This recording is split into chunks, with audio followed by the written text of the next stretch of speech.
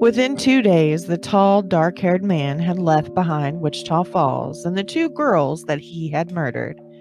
Near downtown in a drug-riddled travel lodge, the man found drugs instead of the jobs he was supposed to be looking for. He shot up again and again to try and forget the images of the young Terry Sims pleading and fighting for her life. The images of Tony Gibbs running through the secluded field trying to run from him as he chased her angry over what he couldn't remember. The drugs and alcohol helped, but he would never forget their faces.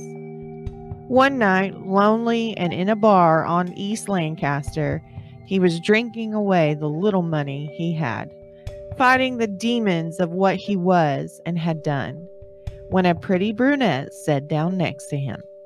He looked at her, noticing her delicate features. She was beautiful, and he offered to buy her a drink. Deborah, the name she had given him, was there to continue the party that had started back at her house not far from the little bar. Her husband, Ken, and friends were back at home, all ready to call it a night. Deborah was only 23, and the night was young. The tall, dark-haired man asked Deborah to dance. She took his hand, and the two spun around the dance floor, his hand around her middle, pressing her 5'4", 110-pound body to him, dancing to each song. After a few spins, the young woman was ready to return home to her husband. It was after midnight, and it was time for her to go and be at home. The man that had spun and two-stepped with her offered her a ride. She agreed, none the wiser to his intentions. Once in the parking lot, he pressed her tiny body to his and kissed her hard. She screamed no and pushed the stranger off of her. Her tiny hand connected with his cheek. This sent him into an alcohol-fueled fury, the same one that had claimed the lives of Terry and Tony back in Wichita Falls. He punched her once, twice, followed by another and another. Deborah fell, bouncing her head off the cracked asphalt parking lot. The man's hands wrapped around her throat, and he squeezed until Deborah's body went limp. Another victim. His rage was out of control, but not enough to force him to do anything about it. He dumped his dance partner's lifeless body in a clump of trees without any of her clothing and drove back to the lonely motel room with nothing more than the memories of now 3 women who had died at his hands. March 29, 1985, 5 days after Ken Taylor had reported his young wife Deborah missing, her body was found by 2 asphalt construction workers. They stumbled on the body of a woman, badly decomposed thanks to the Texas heat. When Ken was called to identify the body, he had prayed it wasn't his wife. He wanted hope that she was still alive. But there was no mistaking the necklace she had on, the very one he had given her for Christmas, and his wedding bands that he had placed on her hand when they promised till death do they part. His wife's body laid on a cold metal table in front of him, a nightmare in itself. But for Ken, his nightmare was just beginning. Welcome to the True Crime Librarian. I'm your librarian and host, Ashley. Tonight we close out the case of Faryion Wardrip, the black mark on the community of Wichita Falls. He has blamed anyone and everyone for his problems in his life, even taking to screaming at the sky, cursing God for all of his misfortune. He wants someone to step in and change the trajectory of his life instead of taking responsibility into his own hands and making the changes needed to get him back on the path he wants. 3 women have been murdered at his hands and as a result of his anger, but his path of destruction hasn't come to an end.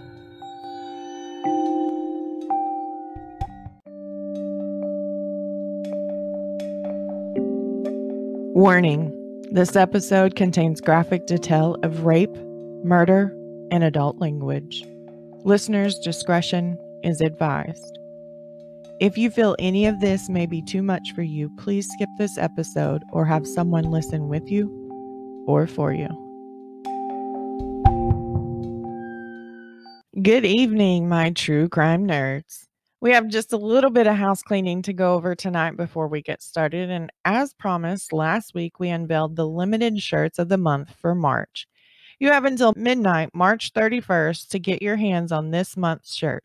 Once it's gone, it's gone. The link to the store can be found in the description of this podcast on either your podcast platform or in the description of the YouTube video. If you haven't started following me on social media, don't forget to do that so that you never miss an update. If you're listening on YouTube, make sure you've liked, subscribed, and rang that notification bell so you never miss an upload. Last, let's do some true crime nerd love to Whitney Burkhoff, Jamie White, Rachel Milling, Tara D, and last but certainly not least, Mary Ray. If you'd like to make it on the list of love, all you have to do is review, recommend, or support the show. Make sure to use the hashtag #TrueCrimeLibrarian on social media so that your review and recommendation can be seen by the librarian. Enough of that. Let's get to why you're all here. The true crime. Last week, we left off with the hung jury in Danny Laughlin's murder trial for the death of Tony Gibbs. Danny walked away that afternoon and never saw another indictment or trial in the matter of the death of Tony. Terry Sims and now Tony Gibbs murders were on ice as the cases grew colder and colder with each passing day. The police at Wichita Falls Police Department were no closer to finding who killed these women than they were the day the bodies were discovered. Faryion left town just days following the news of Tony Gibbs' body being found. He headed south to Fort Worth, Texas.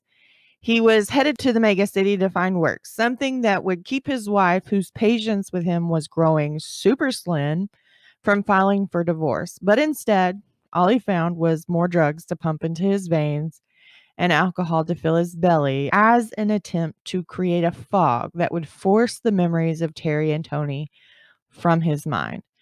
But here he is on his way back to Wichita with nothing to show for his time away other than another body. No one even knew he would be connected to this body. Let me introduce you to Ellen Blau. She was born on March 18, 1964, to Rima and Murray Blau in Saddle River, New Jersey. Those who knew Ellen knew that she was friendly to everyone she met, quick to trust them, and giving them, the benefit of the doubt. She was a very social butterfly, and to her, everybody was good until you proved you were bad. Ellen went to school through a boarding school, and at times she could only talk about doing something that would help other people once she finished high school. One of the things she talked about was becoming an OB, which is a great way to help people. But then she would have moments where she didn't want to do anything. She didn't want to go to class, and she didn't want to go to college after high school. She wanted freedom from classes, from schoolworks, from the demand of high grades from her parents. She wanted to be done. During her junior year in high school, Ellen and a friend had left the boarding school grounds against the rules, and during that outing, she met Jeff. He was a man 6 years her elder, but Ellen didn't seem to care about the age, and neither did Jeff. To them, they were both just a number. The two fell for each other, and there was an immediate attraction. They started dating and seeing each other behind her parents' back because she knew they would not be comfortable with Jeff, being that he was so much older. And Jeff was kind of a drifter. It's not really clear why he was in New Jersey at the time, but he was. And he moved his travel trailer closer to Ellen so that while she was at school, the two could still see each other frequently. But in between her junior and senior year, Jeff had had enough of New Jersey and he was ready to move to Texas. His brother was currently stationed with the United States Air Force at Shepherd Air Force Base in Wichita Falls. He asked Ellen to come with him, and she followed. Jeff and Ellen left New Jersey that summer and drove to Wichita Falls.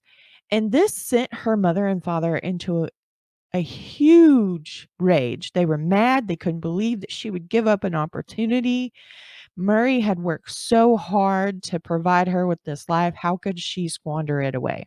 That's how our parents thought. Eventually, they figured out that she had left New Jersey with Jeff to move to Wichita Falls. So, before Murray could board the plane to head to Texas, he called Wichita Falls PD, told them of the situation, and asked them to go pick up Ellen and hold on to her till he could get there. That's exactly what they did. Ellen waited at the Wichita Falls Police Department until her dad came and picked her up. And the two fought. I mean, they were how could you do this to me? How could you not let me live my life? And Murray was like, how could you not take advantage of all the opportunities that I have worked very hard to provide you with? Ellen didn't care. She wanted adventure. She wanted something new. She had to break up the monotony. So, in their flat home, Murray and Ellen came to an agreement. She would go home to New Jersey. She would finish high school in a public high school because she was done with the boarding school. And if she still felt like she needed to move back to Wichita Falls and be with Jeff, then at that time she could. What Murray had hoped when he made this agreement is the school year, the time apart, the 9 months that they wouldn't see each other, distance would create this wedge and drive them apart. Unfortunately, that's not what happened. Ellen graduated high school and she was out of New Jersey as fast as she could. She packed her stuff and was like, I'm going back to Jeff. I'm going to Wichita Falls." And the agreement had been made, and Murray and Ramy, they what were they going to say? At this point she's 18. She made that decision. It pissed them off because they had provided this life for her that she basically whatever she wanted, whatever she desired, they laid it out and gave her the skills and the money and the know-how to do it. And to them, she was nothing but a disgrace because she was throwing all of that away. But once Ellen moved to Wichita Falls, she really wasn't going to just throw it away. She moved in with Jeff and decided she was going to enroll in some classes at Midwestern State University that is in Wichita Falls. So she still decided to continue her education, even though there was times she wanted that freedom away from school and the cliques and just the teachers. You know, when you remember being a senior in high school and all you could think about was, "I'm about to blow this joint and I never have to deal with this no more. I'm done with the teachers. I'm done with it all. I want to make my own decisions because at 18, we're an adult and we know everything apparently." And that's how she felt. This is why she packed up and moved halfway across the country to be with a man that she had barely knew. But it didn't matter to her. She loved it. She loved the experience it was going to provide her. It wasn't long after Ellen got to Wichita Falls that she did find a job working as a waitress at Bennigan's restaurant. And she worked hard. I mean, she rode a bike to work because she didn't have the money to have a car. Jeff didn't have money. He didn't have a job. So she was the only one attempting to provide for their relationship. While she was going and busting her ass being a waitress, Jeff was at home sitting around, getting high, smoking pot, not attempting to find any kind of job. He was simply feeding off those around him. And Ellen had it at 6 months after she moved to Wichita Falls. She and Jeff called it quits and went their different ways. Now, Ellen was kind of homeless at this point because she moved to Wichita Falls to be with Jeff, and she didn't have her parents to fall back on. There was nowhere to move back into unless she went back home to their house. And she wasn't going to have it because at this point she's made friends. One of them, a very close friend named Janie. Now, Janie was newly married to her husband, Danny, and they were expecting their first child, and Ellen and Janie were waitressing together at Bennigan's. So eventually, Ellen just was like, "Can I sleep on your couch? Can I sleep on your couch?" She was just kind of drifting. Eventually, she saved up enough money. She got herself this apartment in some shithole complex that was, I mean, when she moved in, it already had mice and cockroaches and things like that. But Ellen didn't care, which is abnormal, seeing as she came from money, and this was something different to have these kind of intrusions in her home. She didn't care. Ellen worked hard, it was hers, and she was proud of it. And she lived in that apartment complex despite Janie going, "You should not live here. This is not okay. This is not, habitable. What are you doing living in this disgusting place?" But Ellen didn't care for a while. She got bit by one too many spiders. It would have only took one for me to be like, burn this place down. But, I don't really care for spiders. But Ellen, she was so headstrong to do this on her own, to make this successful. She didn't want anybody to come back and say, "I told you so." In the end, Ellen finally decided to give up her trash heap of an apartment and took Janie and Danny's offer to live with them until she could save up enough money to get a better place to live. So she moved in with her friend and her friend's husband.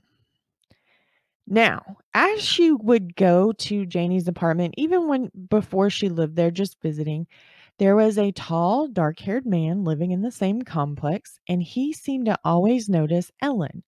And Janie noticed him noticing Ellen. And it was in a creepy stalker factor because Janie constantly told Ellen, "Stay away from him. He gives me the creeps. There's something not right about him." And Ellen, she hadn't had an opportunity to actually get to know this person, but she kind of brushed Janie off about it. Again, she never tried to strike up any kind of conversation when she saw this guy. 9 times out of 10, they walked past each other and she never even realized he was there. And it wasn't out of, "He's not good enough," okay? None of these That's the thing with all of these women. None of them were quick to judge or quick to put themselves above another human being. They were equal. Everybody started at the same point. You got the benefit of the doubt. I trust you. I don't see you as a bad person. All of these things you need to prove to me that you are them. If you're a bad person, you have to show me what kind of bad person you really are. And in that time, there was ignorance, and ignorance is bliss. We're seeing a rise in killers and serial killers and spree killers and mass. So we're starting to see this influx with murder and kidnapping and child. The 80s seem to be this turning point. These things didn't just start happening in the 70s and 80s. That's not it. They were happening long ago.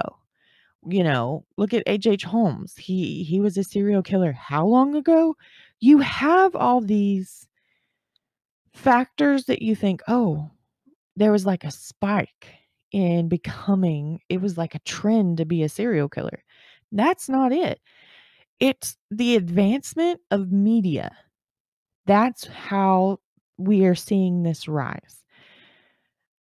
Back in the early 1900s, these things were still going on. There were people out there taking other people's lives because they could. They had that capability, and they lacked the emotions needed to feel the guilt from doing so.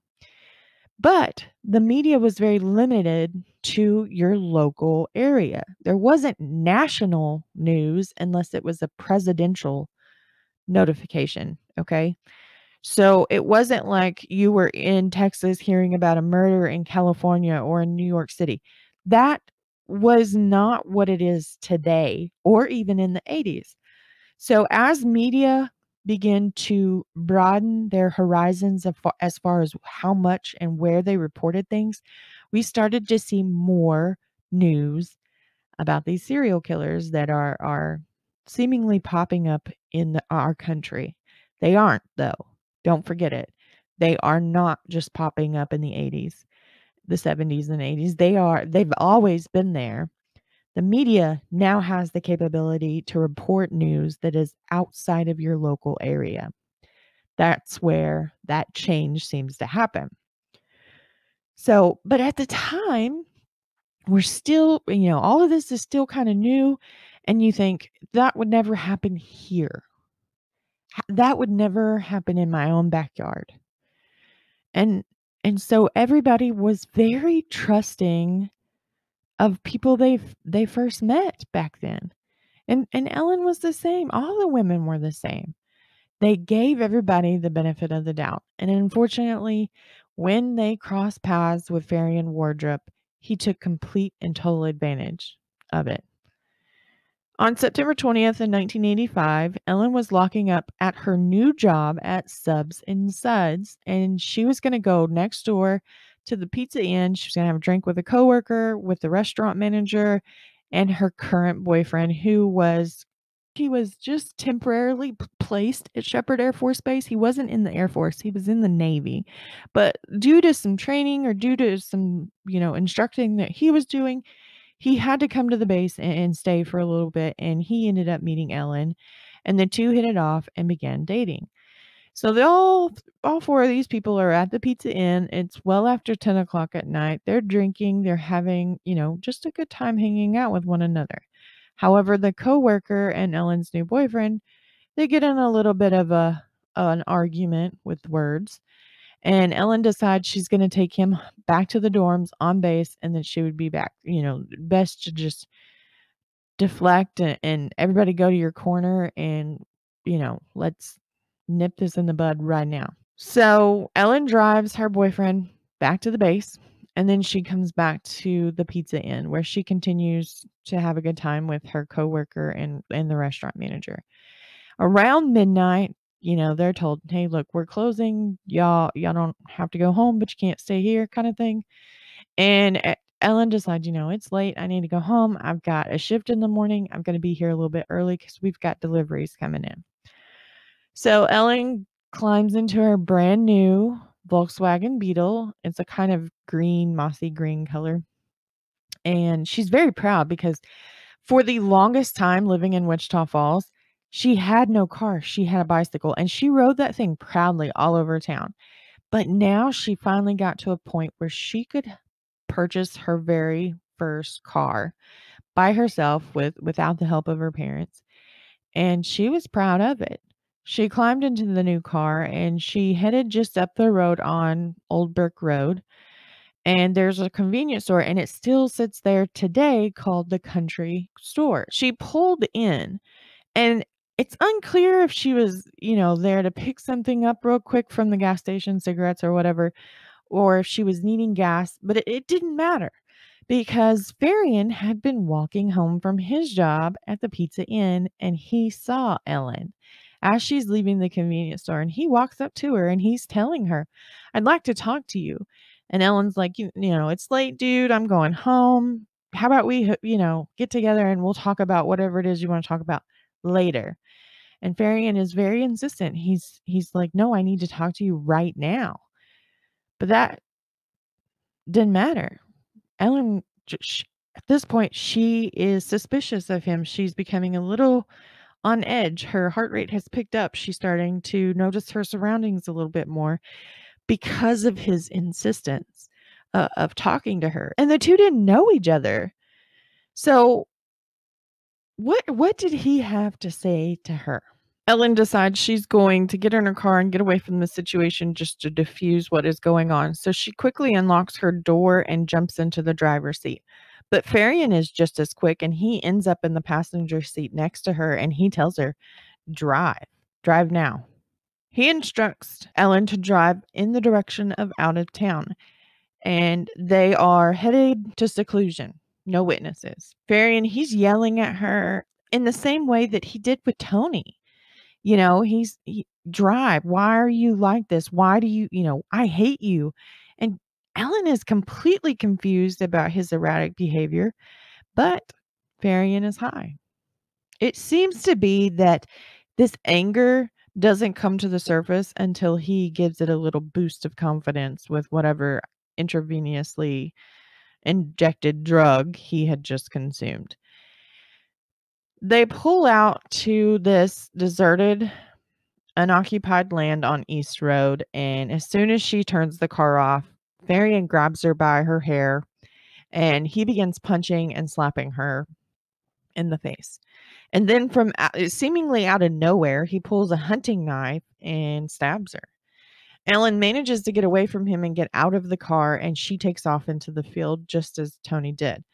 Faryion follows her, and again, he has such a bigger stride because he is so much taller than Ellen that he catches her with very little effort, and he throws her to the ground. He forcibly removes her clothing and throws it into a pile close to this tree line near the body.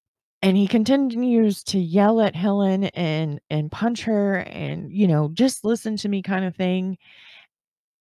There's significant tissue damage that is done during this beating, but when the autopsy comes back later, we don't even know, the worst of it because there is no tissue. Eventually, Faryion presses his forearm down to her throat and he pushes it hard just to, stop her from moving, listen to what I have to say. But in the end, he ends up taking the life of Ellen Blau. Now, Janie, her friend and roommate, woke up on the morning of September 20th to find that Ellen never came home from work the night before. This isn't like her. She always calls to let Janie know, I'm not coming home tonight or I'm going to be late. And so it's not like her to not let Janie know what is going on. So she's a little concerned, but not overly, until she receives a phone call from the bread delivery guy asking if Ellen's there because he's at the restaurant to drop his delivery and she's not there. And this is not usual for her. And Janie begins to freak out. What do you mean Ellen's not there? She's not here now. I have no idea where she's at. And so Ellen not coming into work, this is out of the ordinary. And then Janie remembers hearing about Tony Gibbs. And this seems to run parallel with Ellen and their situation currently. The restaurant manager of Subs and Subs ends up noticing Ellen's brand new car just a few blocks down the road from the convenience store. And again, this is not normal. He gets into the car and he's able to see that her purse is in the car with her identification, money, everything. And the keys are still in the ignition, but the seat has been pushed back further than what Ellen is in height. And so this is not normal. And when he looks down, he notices this rusty brown red color splot on the driver's seat. And once he tells Janie this, there's fear that it's blood. Wichita Falls PD is on scene at Subs and Subs and at Janie's apartment, and they are taking the report of Ellen missing. Nobody can find her. We found her car, we found her purse, it has the keys in it, and there may or may not be blood on the seat.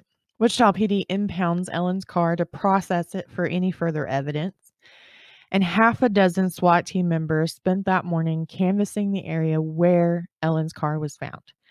They don't find Ellen. Wichita PD, they're trying to comfort Janie and telling her, they don't have proof of any foul play. There's no body. And this isn't it's not the same thing that we saw with Tony Gibbs, but it is. Tony's car was found blocks away from her apartment.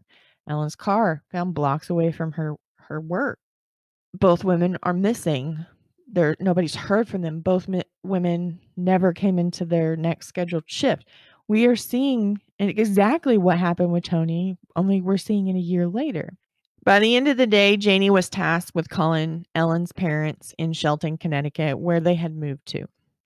Rima Blau was on the first flight out to Texas. She wanted to be there for the investigation. She was going to help find her daughter, and she prayed and hoped that they would find her alive. Janie and Danny offered Rima a place to stay while she was in town, and she accepted. That would be the central point of contact. If they called Janie's, they would get with Rima as well. As the days crept by, Rima was constantly calling the police department or going up there and asking, "What's new? What have you Have you done anything today? What do you know about Ellen today?" And nothing new was being reported. On October 10th, 1985, county worker Donald Morgan spent that Thursday morning mowing the borrow ditches along East Road. Out of the corner of his eye, as he was mowing, he noticed something different. He backed the tractor up and looked at what was seemingly out of place, and it turned to be a nude body. He completely flips out, gets a hold of Wichita Falls PD. Unfortunately, due to it being outside of the city limits, Wichita County Sheriff's Office shows up to process the scene. Lieutenant Tom Callahan calls Janie from the Wichita County Sheriff's Department and says, quote, "Ma'am, we found a body in a pasture out near the Air Force Base. We think it may be Ellen Blau." Janie and her husband are asked to come down and identify the body. Laid out at the sheriff's department was some clothing and things found near Ellen's body. And they asked Janie and Danny if they recognized any of this. And the first thing was like a silver knot ring. And Janie, she didn't recognize it. And she filled with hope because I don't know that ring. Ellen didn't have that ring. I've never seen her wear it. He pulls out the next baggie, and inside is this tiny gold necklace with a pendant of 2 praying hands. And that crushes Janie. It was given to Ellen from her grandmother, and Ellen wore it every day. She never took it off. Once that was identified, Lieutenant Callahan asked Danny and Janie to come with him out to the field and identify the body. Once they get out to East Road, he tells both of them, stay in the car. I will come get you when you're ready. There's an ambulance there. They're waiting with the back doors open. And there's a circle of investigators out in this field looking at the ground at something. The lieutenant eventually comes back to the car and he tells him, you don't have to go out there and you don't have to identify the body. The DA is pretty certain that we're going to be able to make the identification by dental records. In reality, it would not have been a good thing for Janie and Danny to see their friend in this manner. Ellen was nude except for a sock.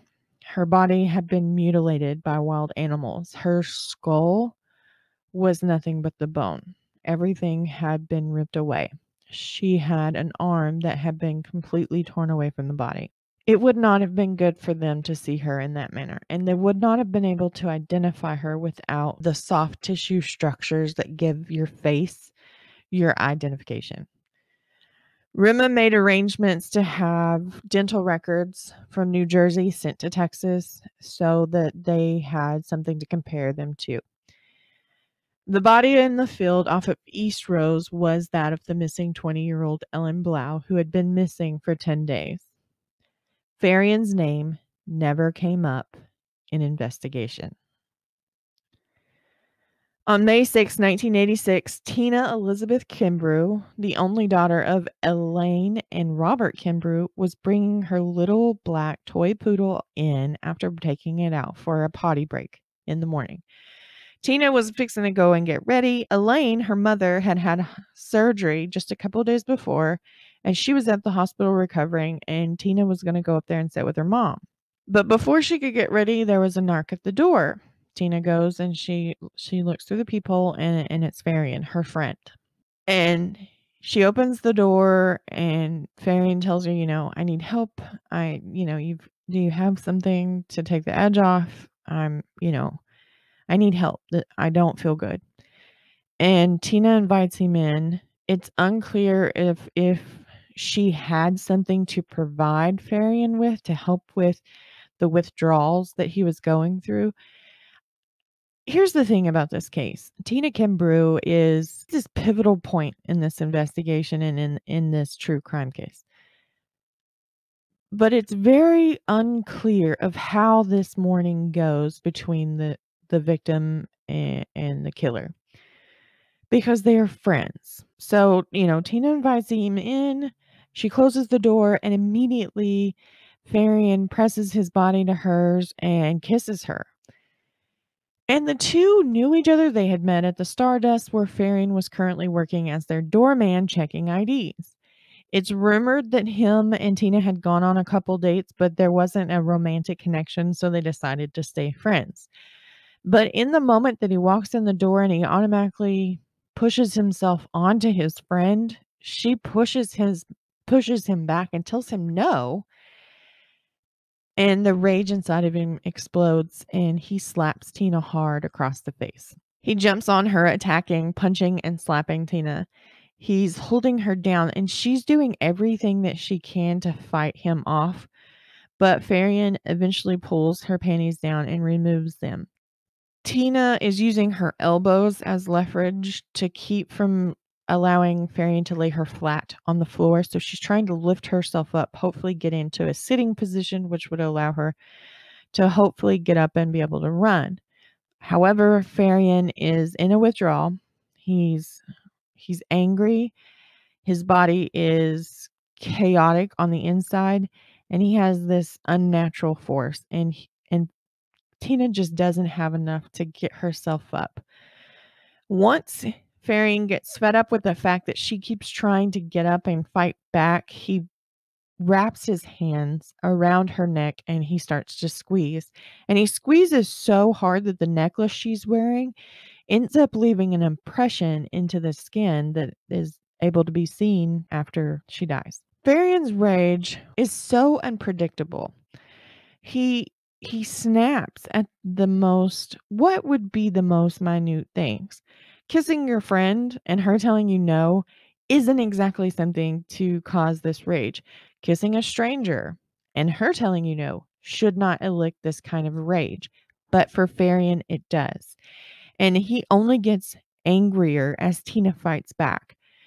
And he eventually shoves his forearm down onto her mouth and nose and presses until Tina stops moving. She stops breathing. She stops living. He gets up and he looks down and he sees his friend on the ground and he can't believe he just did what he did. And he gets up and he walks out of the apartment. He never goes through anything. He doesn't raffle the apartment looking for some kind of drug. The experience of taking the life of his friend was enough to rattle him and completely make him lose his train of thought. And as he leaves the apartment, somebody does notice this tall, dark-haired man being at her apartment.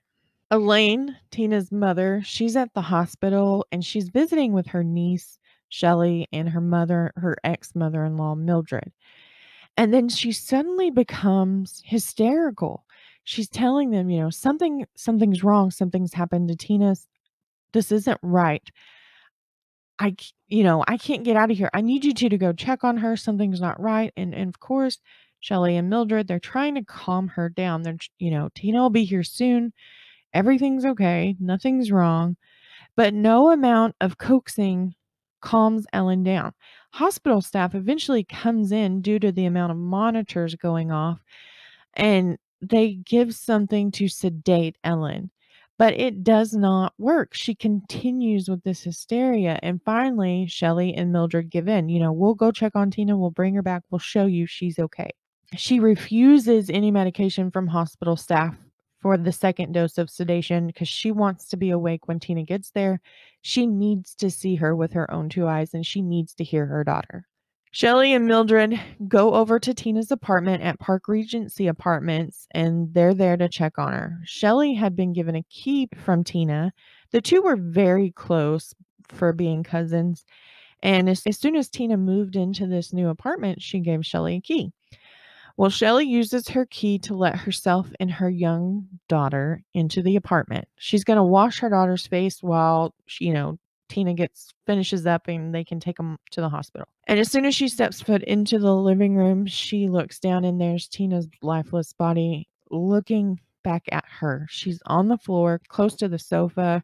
Her leg is bent kind of at the awkward way. It almost looks like she's half on the couch and half on the floor. But I think it's the angle of the way her leg is positioned. Shelley immediately, puts her hands over her daughter's face and takes her into the kitchen and she sets her down. And Shelley knows she's got to go get Mildred. They've got to call the police. Something needs to be done. Something is wrong. And so she tells her daughter in the firmest voice that she can muster, "You stay here. You don't go anywhere. Wait till I get back." And she turns to leave the kitchen, and when she steps back into the living room, there's Mildred looking down at her granddaughter who is gone. And this kind of throws Mildred, and she can't stand that Tina's eyes are open and looking back at her, but there's nothing behind her eyes. And so she covers up Tina's body before police can get there. Now, you're a nerd. If you've read any or heard any true crime, you should know that you do not do what Mildred did. Mildred was trying to ease the situation. She was trying to lessen the shock of her granddaughter's body on the floor, and I can get where she's coming from when she covers her up. You don't want to see that. You can't look at that until somebody gets here to help you, help get the body out of the way. But I cannot stress this enough. I cannot stress this enough because as much as that hurts, as much as that shocks you, you want to be able to have justice. That's the closure that you're going to need in order to properly begin the healing process. And so by doing this, and she contaminates the scene, it now makes the evidence collected around the body inadmissible in any trial. Getting anything past the judge and cleared after the scene has been contaminated is like trying to light a fire in the ocean. It's not gonna happen. Don't touch it. As much as you want to, don't touch it. Mildred and the police and everybody shows up and they start the investigation, and Mildred calls her son, Robert Kimbrough. Robert and Elaine were married, but they divorced when Tina was a sophomore in high school. The two co-parented really well, even far beyond their daughter's death. Mildred told Robert what had happened, and he was tasked with going to the hospital and telling his ex-wife that their only child was gone. Robert walks into her room, and Ellen can read him. They had been together for a long time. She knew exactly what he was thinking, but she wouldn't believe it until he said the words. And all Robert could say was, "Tina was killed." On May 9th, 1986, Faryion had managed to get himself all the way to Galveston. After the murder of his friend, he wanted to see the ocean before he died. With the news of Tina Kimbrough's murder on the news, he decided he couldn't do life anymore. He was done. He was failing at every turn. He had now killed his friend, and he just couldn't handle it. And from his motel room at the Driftwood, he called Galveston Police Department and said he was going to commit suicide. Galveston PD officers, they were on scene within a few minutes of his phone call, and as soon as he opens the door to his motel room, he tells them, "I couldn't do it." And he hands over the hunting knife he had bought at Walmart not just too long ago for the very reason of taking his own life. The officers, they asked Farry, why were you going to kill yourself? And what he says next was far from what they expected to hear. He says, quote, "Because I murdered this woman back in Wichita Falls. She was my friend, and I killed her. I hit her and strangled her, and I killed her." End quote. Faryion was immediately taken into custody, and Galveston police called Wichita Falls to inform them they had a man in custody, and he was claiming to have murdered Tina Kimbrough. Hours before Tina's funeral on May 9th, that Mother's Day of 1986, Robert receives a phone call from Sergeant Hobson at his mother's house. And he tells him, "I thought I could find you here." And he says, "I just wanted you to know we have the guy who killed your daughter. The man is in custody in Galveston. He's confessing to Tina's murder, and he calls himself Gonzo." Elaine did not get to hear the news, as Robert wanted to talk to her in private, and they just didn't have the time prior to the funeral. After the funeral was over and they had laid their daughter to rest and it was just Robert and Elaine, he told her about the conversation he had had just before the funeral with Sergeant Hobson. The transportation officers from Wichita Falls had 9+ hours of a ride back home with Faryion in the back seat.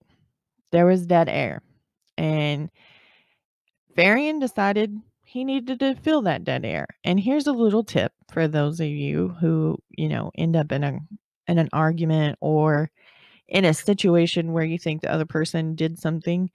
If you will stay quiet and not say anything, they will feel the need to fill that dead air. They'll keep talking, not necessarily hearing what they are saying. They're just going to keep talking until you talk back. This works. This technique worked well for the officers from Wichita Falls. Faryion didn't talk about the confession he had made in Galveston, and he didn't need to. It had already gone on record with Galveston officers. Instead, what he was talking about was how his wife had left him with his kids, and he was concerned that she was going to file for divorce. And then he started talking about people he knew back in Wichita Falls, and he drops the name Ellen Blau. At the time, the officers do not register what they just heard. However, it's a name and that is said in his voice that will come back and haunt him. Barry Maka, Wichita County's district attorney, worked with Faryion and Faryon's court-appointed lawyer. For his confession, Faryion was offered a deal of 35 years for the murder of Tina Kimbrough. When Robert and Elaine found out about this, they were irate. How could they only give him 35 years for the death of their only child? They went down and they talked with Maka, and Robert he just got more angrier as Maka kept saying, I understand what you're going through. I'm sorry, but, with Mildred covering up Tina's body, this is the best way, because if we go to trial, we may not land that conviction because the evidence collected at the scene may not be admissible in the court. And Robert tells Maka, he's like, do you have any kids? And Maka says, no, I just got married. We're still newlyweds. And Robert tells him, then you do not understand what we are going through. And until you lose a child, you will not understand what we are going through. And this really put Maka in his place and made him step back and realize, it's really disrespectful to try and say that you understand. What you could say, though, is you sympathize. But it didn't matter. Robert was pissed. The other problem with this whole deal thing is the plea hearing was set up for October 27th, 1986, the day that Tina would have turned 22. Robert told Maka, this is completely disrespectful to his victim, Tina. That is her birthday. How can you do that? And in Robert's mind, he's thinking, what difference does it make? The sooner we can get this done, the sooner we have justice. However, he does not say this out loud to Robert. And Maka tells Robert and Elaine, let me talk to the judge and see if we can get this moved, but I may not can. December 2nd, 1986, Faryion Edward Wardrip accepted the deal from the district attorney, Barry Maka. He would serve 35 years inside the Texas Department of Corrections system for the murder of Tina Elizabeth Kimbrough. At just 13 months into his sentence, Faryion saw his very first parole board. Robert Kimbrough did everything he could to see that Faryion stayed exactly where he was. Less than a year after that, he saw his second board. Again, Robert Kimbrough and Elaine and her new husband fought to see that Faryion was denied parole, and he was. Early in 1995, Robert Kimbrough received word that Faryion Wardrip was granted parole. Now, from what I understand, it is customary for when an offender is granted parole and they are set to be released, the victim and their family are notified that this person will be back out into the world. It's just customary and cordial. However, what's not customary is not allowing the victim or the family of the victim to speak to the parole board whenever a parole hearing comes up for an offender. Robert and Elaine Kimbrough were not offered that advantage with this 1995 parole grant. And so Robert calls the board and he tells them, How could you do this? For one, he never knew that Faryion was up yet again for another parole board, so you didn't allow me to speak. You didn't allow me to express what I thought. And for two, Tina didn't have an opportunity to be heard. That's my job as a grieving father of a child, of losing a child. I get to speak for her, and y'all did not afford me that opportunity. So as he's talking with this unnamed board member, the board member becomes very disrespectful to Robert, basically telling him what he had to say for himself and for his daughter didn't matter. Faryion was an upstanding inmate, and was actively taking steps to become a better person in the free world. And so doesn't really matter what you have to say. It's not going to change our minds. And Robert said, that's not the point. The point is, I want you to hear what I have to say. But that guy was like, okay, what will it take to get you to shut up and get off the phone, basically? And Robert told him, I want to set up a meeting, time for me to come in and sit down and talk with you. And this guy's like, okay, well, let me check my schedule. I'll call you back. And Robert's like, I'm not going to sit next to this phone all freaking day long waiting for you to decide not to call me back. When are you going to call me back? And he says, I'll call you back tomorrow. Well, Robert hangs up the phone and he is not happy. This is not the way he expected to be treated by a member of the Department of Corrections. So he picks up the phone and he calls a lady named Raven Kazin. She was the director of Department of Corrections Victim Service Division. And Robert would say that she's one of the very few people that are involved in the case that he could trust when it came to things like this. And so he calls up Raven and he tells her, this is the way this board member spoke to me when I asked why I wasn't notified of a parole hearing, or why I wasn't allowed to talk to them in regard to their decision. They blew me off. They spoke to me disrespectfully. What can we do? And Raven tells him, she's like, I'm not happy with this, and I'm going to take care of this. I'm going to get to the bottom of this and figure out what's going on. I will call you back tomorrow. The next day, Robert receives another phone call, this time from the secretary of the unnamed board member, who was very disrespectful. And she informed Robert that Faryon's parole had been reconsidered and denied. When Robert asked to speak to her boss, she adamantly denied. He's not in the office. And that's it. There wasn't an offer to have him call Robert back. Nothing. In the end, Robert won his fight thanks to Raven. And that's not what he was necessarily wanting. He had hoped that maybe he could convince them to reconsider and deny the parole, but all he wanted was for this board to hear what he had to say about who Faryion was and who his daughter was and how Faryion took his daughter away from him. That's what he wanted to say. But he never got a chance to. And he was right to pick up the phone and call Raven and have her help mediate what is going on, because it's not customary for the victim or the family of the victim to not be able to speak at a parole hearing.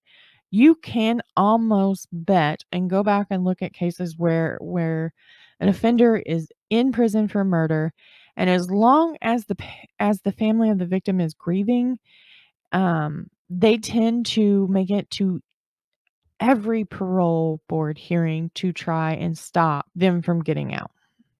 When Faryon's next parole board was scheduled, Robert decided to take full advantage of the victim offender mediation dialogue program. He was finally ready to talk to the man that had killed his daughter. Faryion at first wasn't sure. How could he face the man who was the father of his friend who he had killed? What did he have to say? In the end, he reluctantly agreed to participate and sit down with Robert. Elaine was living in Houston at the time with her new husband. She was not okay with going and seeing Faryion, although we do find out that Elaine had begun writing Faryion when he first went to jail in Wichita Falls for the murder of her daughter. And the two had corresponded through letters. Robert wanted to sit down and talk to him, and Elaine told him, I don't think this is a great idea. I don't think you should do it, but I also know there's no stopping you. But don't ask me to because I don't want to."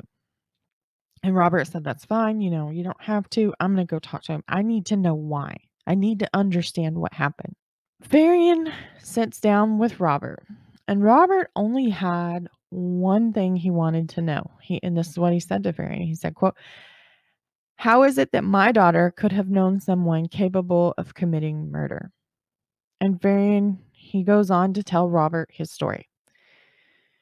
"That's not the person she knew. She didn't know a person who was capable of committing murder. The person she knew was a high school graduate."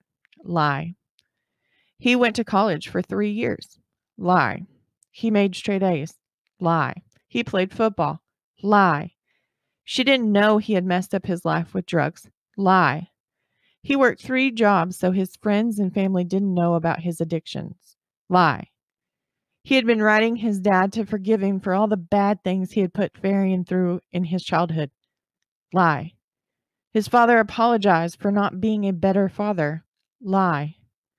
"He wanted to be paroled so he could go home and take care of his dying father." Lie. "He had met Tina checking IDs at the door of the Stardust." This we know is true. "She talked about her father and how proud she was that he was her dad." It's unknown if this is true or not, but honestly, I could not see why he would say this to be a lie unless he's hoping to manipulate the situation and really drive home the fact that he's not a bad person. He just accidentally killed their daughter. He said that he would frequently go see Tina, and at the time he kept his hair really long, and the two would sit around her living room talking as she combed through his hair. Again, I don't know the validity of this one. He said that he didn't know why he had killed Tina. She was his friend. And this is true as far as we know, because this is the one thing that is very consistent when Faryion tells his story and what happened between him and Tina Kimbrough. He said they had gone to Tina for help, a place to stay while he sobered up, and Tina told him no, he wasn't staying at her apartment, and she had gone to her bedroom to get dressed for the day, and the next thing he knew, Tina was dead, and he was walking back to his apartment. This is absolutely not true. Varian changes this part of his story over and over and over. As a matter of fact, even me recounting what had happened that day may not be entirely true. It could all be speculation because we can't get this guy to say the truth to save his own life. In the end, Faryion promised he was going to pay all of the bills that Robert had sent him while he was in Wichita County. So what had happened is Robert received his first bill from the ambulance company to pay for the transportation of his daughter's body from the apartment to the hospital. And so he received a bill that he needed to pay, and he called, the investigators that he had contact with, and they were like, "Don't pay it. This is something the city takes care of." And then again, Robert receives another bill with a warning, "You need to pay this." He calls the ambulance company and he tells them, "I'm not going to pay for this. I lost my child. I'm not paying this." And the lady was like, "Sir, it needs to be paid." And he said, "Fine. Bill the guy who killed her." And this shut the woman up for a minute.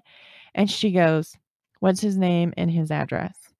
And so Robert sends the bill of the ambulance to Faryion in jail.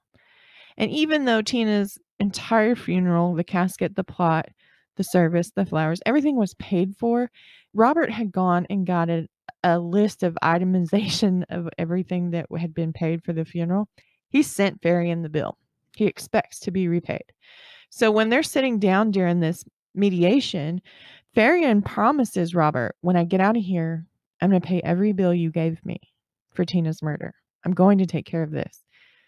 Finally, Robert tells Faryion that when you get out and if things go bad, I want you to pick up the phone and call me no matter what time it is, day or night, and I'm going to help you however I can. And after the mediation was over, one of the guards asked Robert, "Why would you offer to help him after what he did to you and your family?" And Robert said this, "I've got to be ready to do it. I may not like it, but I got to do it. to prevent what happened to Tina from happening to anyone else. Faryion was granted parole December 11th, 1997, after serving less than a third of his 35-year sentence. John Little was born and raised in Wichita Falls. In 1979, when more than a mile wide funnel cloud ripped through the city, John dropped out of Midwestern State University and went to work for his brother and his construction company. He was a bricklayer and a damn good one. And in the 80s, his family needed him more than ever, with so many homes that needed to be reconstruction due to the damage of this horrific tornado. He found himself in that, and he was able to provide a great life for him and his wife and their newborn child. But in the late 80s, when building new homes started to die off and the market kind of went soft, it wasn't consistent. And John decided, I need to change my line of work. I need to do something that will, has security, that will promise me a paycheck every 2 weeks, twice a month, once a month, whatever. I need some consistency because my wife's pregnant with twins. So John decides he's going to enroll in the police academy.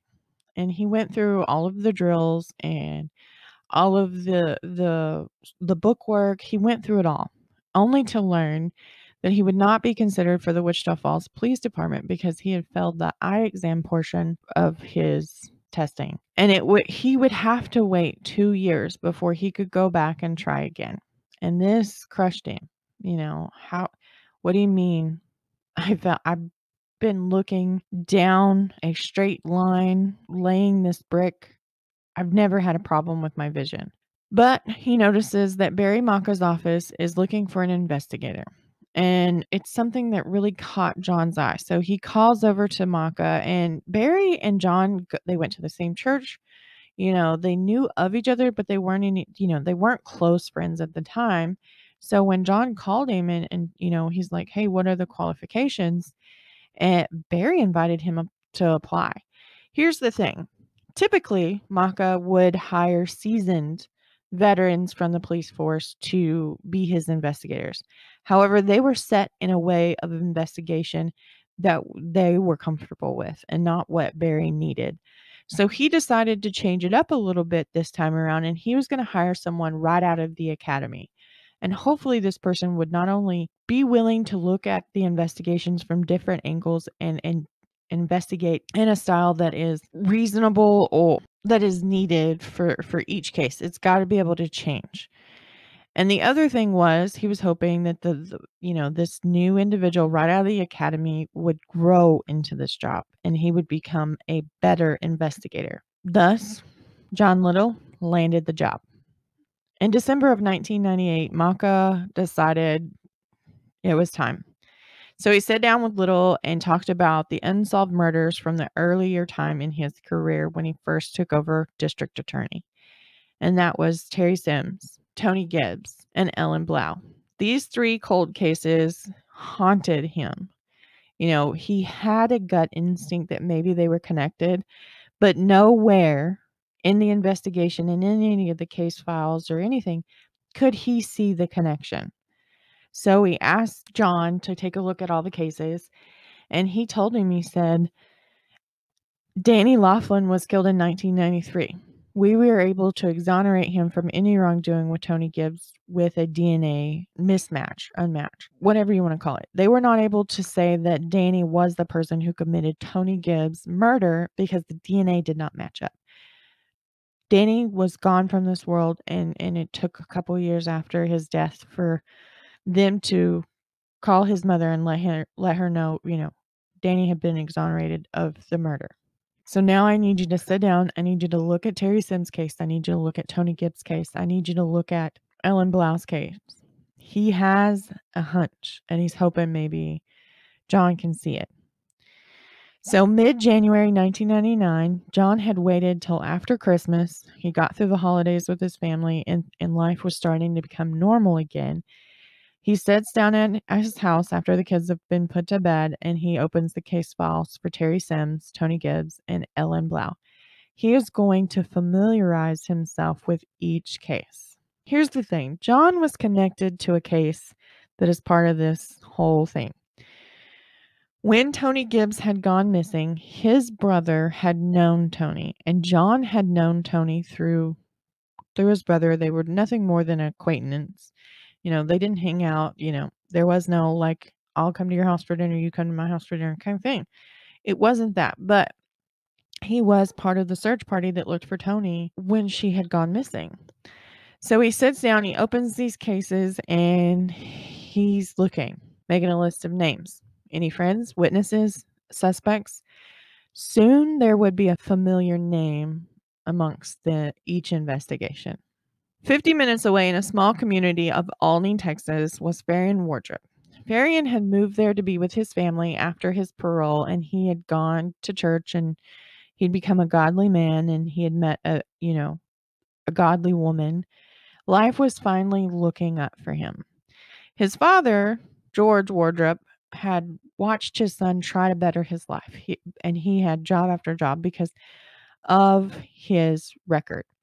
So George went to a friend of his named Frank, and he told Frank, my boy's home. He was incarcerated. He messed up, but now he's trying to do right, and he really needs a job. Frank owned Alney Door and Screen Company, and he was notorious for giving inmates a second chance once they got out. And so Frank said, send Faryion over. We'll sit down and we'll talk to him. Well, Faryion comes over, sits down with Brad Duncan, Frank's son, who had recently taken over the company. And the two talked, and Faryion told him of his story. The very same that he had told his congregation at church when he went seeking for a place to praise the Lord and follow the word. Something he found on the inside, like most people who come out, they have found God in some form. And for Faryion to continue this into his free world was a good thing. But he had told his congregation of a little bit of a different story of how he ended up in prison. He said there was an auto accident caused the death of his fiance, and as a result, he now had to wear an ankle monitor. None of this is true by any means, but it's not as bad as being like, well, see, I was in withdrawals from whatever drug I was pumping into my vein, and I went to a friend who I thought would give me something kind of help ease it. I ended up forcing myself on her, and when she didn't reciprocate, I killed her. That's his story. That's not the story everybody gets to hear. He tells his church. He tells his employer. A totally different story. Faryion does land the job with Alney Door and Screen Company, and he is put in the purchasing department. And the guy who worked in there, he saw potential in Faryion, and eventually Faryion picked up the job really well, and he was out there like he had been doing the job for 20 years. Now, Faryion attended church with his family, his father and his mother and his brother and his brother's wife and his new wife, Glenda. Faryon's parents had moved down during the time that he was incarcerated to make visitations easier. And now that he's out and in the free world, he has everybody fooled. Everyone. Glenda was known for being strict. Her sister-in-law would say she had a stick up her ass. She was. I mean, she was older than Faryion. She kept him in a straight line. You're not going to deter from this. You're not going to touch drugs. You're not going to touch alcohol. You're going to praise the Lord. You're going to be very involved with their church. This will keep you on the straight and narrow. Now, when Glenda wasn't around and it was just Faryion and Bryce and Tina and the kids, Faryion would watch Beavis and Butthead, and he would horse around with the girls. He was as seemingly normal as possible. When his wife showed up, all of a sudden, he changed. Constantly talking about scripture and talking about sermons and what he was going to do with the teens because he was over the youth at the church. I mean, he was teaching Sunday school. On occasion on Wednesday nights, he was even allowed to lead his church. He had become a very prominent member within it. John Little, he was trying to look for an obvious connection. And he had eliminated a couple of people that had came up with in the investigation, but Faryion Wardrip's name kept coming up. So he decided, I need some DNA. We're going to compare it. If it matches, I have my guy. If it doesn't, well, we can take his name off the list. Now, here's the thing when it comes to the Sims, Gibbs, and Blau murders. There was a man named Thomas Granger who went to the police in 1986. He was concerned with somebody he knew and he thought was probably connected to all three cases. This man came forward to the Wichita Falls Police Department 3 days after Faryion Wardrip confessed to killing Tina Kimbrough. Faryon's name was already at the top of the list. And when they saw this report, they decided, I think I need to go to Barry.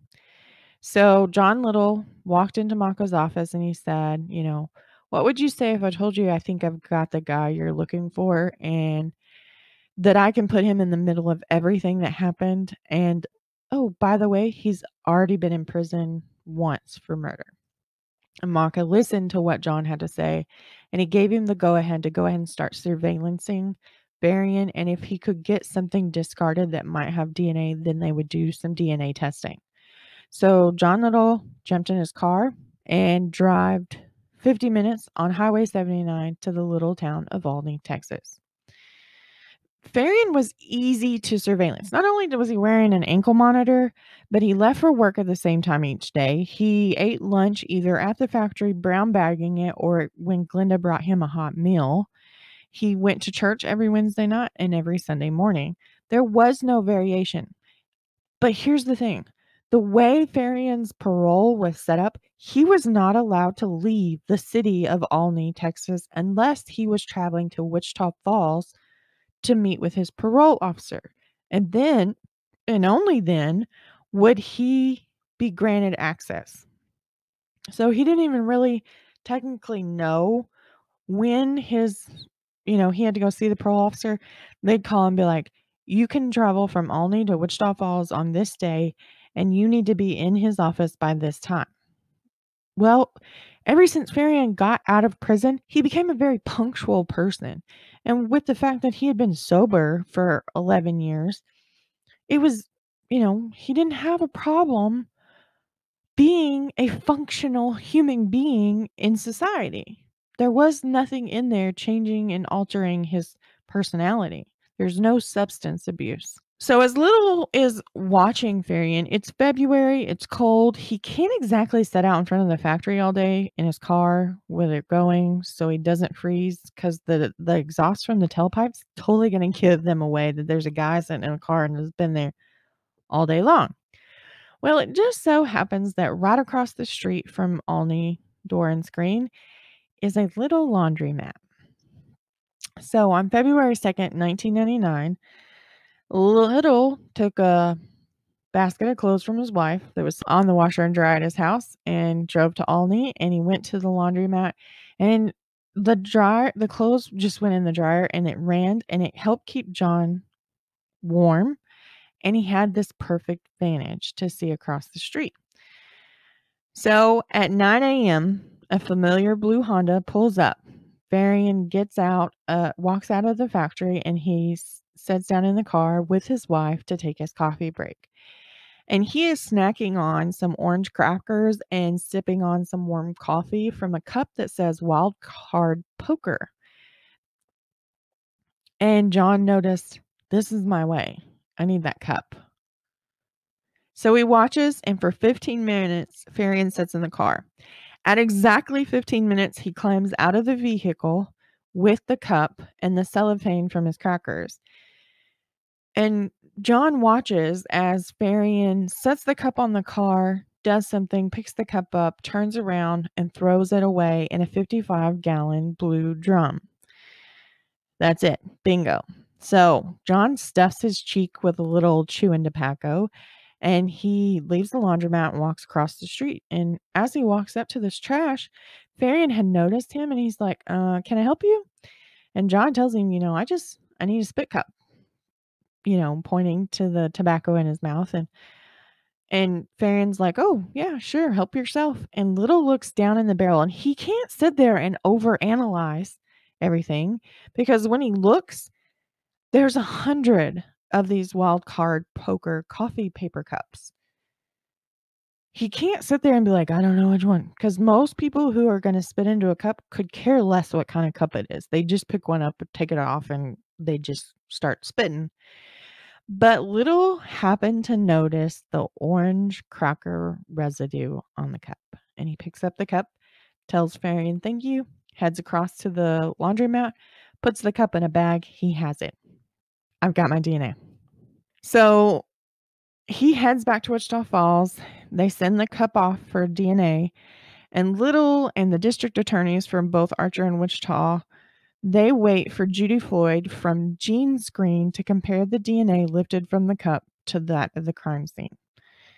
On February 12th, 1999, a fax came through to Wichita County District Attorney's Office from Gene Screen saying, quote, the individual whose saliva was deposited on the cup cannot be excluded as a contributor in the sperm DNA found on Terry Sims' oral swab. The frequency of occurrence of genetic profile found in this individual is as follows. 1 in 16,310,932 Caucasians. John Little had his man, and the two district attorneys finally had a name to go with the face for their cold cases from the 1980s. John Little, Smith, Maka, and Cole went to the judge that day and filed for a warrant for the arrest of Faryion Wardrip for the capital murder in the case of Terry Lee Sims. Within hours, they had that magical piece of paper. On February 13th, 1999, Faryion was driving to Wichita Falls. He was going to meet his parole officer that day. Today was the last day he was going to be confined to his ankle monitor. He had done his time, he had adhered to the rules, and he was ready for his release from the system after 2 years. Faryion and Glenda had planned to take a honeymoon that following week, as they were not allowed to do so 4 months prior in October when they had gotten married because he was on the ankle monitor and he was denied travel rights. So they had it planned. Faryion had taken off from work. The two were going to go and celebrate their marriage. Finally, John Little, Paul Smith, they talked with John Dillard, Faryon's parole officer, as they all awaited the arrival of the guest of honor. Punctual, the way he had been for the last 2 years, Faryion walks into John Dillard's office. Little and Smith rise to their feet when he walks through the door. They introduce themselves to Faryion and their positions with both the district attorney's offices.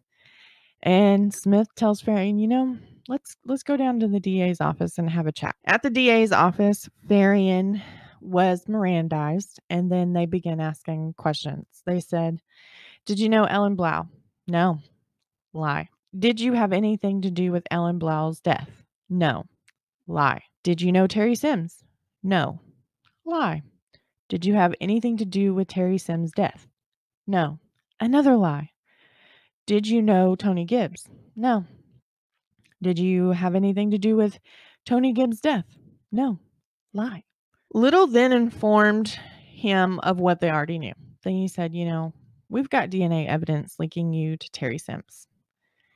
Faryion never flinched at this statement. He held strong. He didn't grimace. He wasn't like, it didn't come across his face, I'm caught.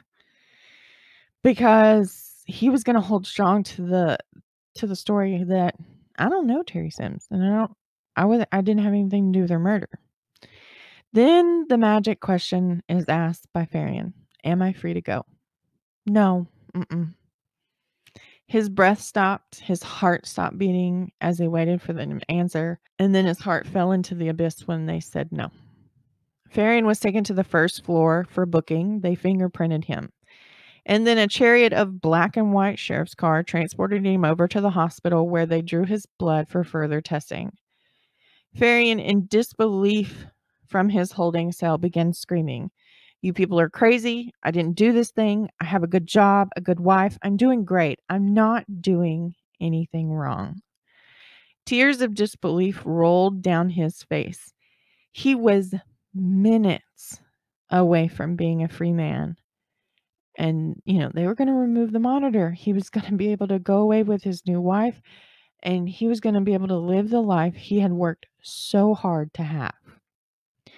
Faryion calls his little brother Bryce, and he tells him, I've been arrested and I need you to call mom and dad. And at this point, Bryce is fed up with his brother. He's like, what do you mean you've been arrested? I always have to tell you, call them. And Farrion's like, I can't. What am I going to write the phone number down with? I need you to call him and let him know. So Bryce does. And in the beginning of all of this, Bryce and his mom and dad, they stand behind Faryion in his innocence for the beginning of this. Everyone who knew Faryion was in complete disbelief over his arrest. He couldn't have done the things they're accusing him of. That's not who he was. That's not the person they knew. Faryion finally was informed that his wife had come to see him, and he was going to get to talk to her. And after talking to her, he decided, I need to talk to John Little. So he tells the guard, tell John I want to talk, and tell him to hurry before I change my mind. In the jail's library/study sat Little, Smith, and they waited as Faryion was escorted in. They told Faryion, you invoked, your attorney privilege, and until you waive that right, anything you say, I can't hear. And so Faryion waives his right to his attorney, and they start the recording. February 16th, 1999, Faryion Wardrip begins talking about his involvement in the murder of Sims, Gibbs, and Blau. Once the story was out, with limited remembering, Faryion had one more to tell them about, one they didn't know, Deborah Taylor. Faryion says this after telling John Little and Smith about his involvement in the murders. Quote, my parents don't deserve this. My wife doesn't deserve this. My children don't deserve this. My brothers and sisters. It's because of those damn drugs and the hatred that I had in my heart. I caused so much pain to the victims' families, but I don't want to burn in hell, end quote.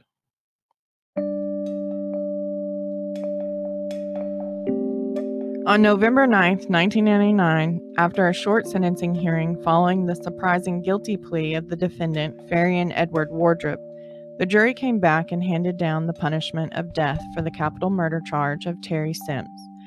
Consequently, he was given the term of life for the murder of Tony Gibbs, Ellen Blau, and Deborah Taylor. Faryion left the court with what he insisted was inner peace, saying, quote, I've told God to take me, that I'm ready to go home, end quote. He insisted he wouldn't be using his appeals. However, in 2001, on the anniversary of Terry Sims' death, Faryion filed his first appeal.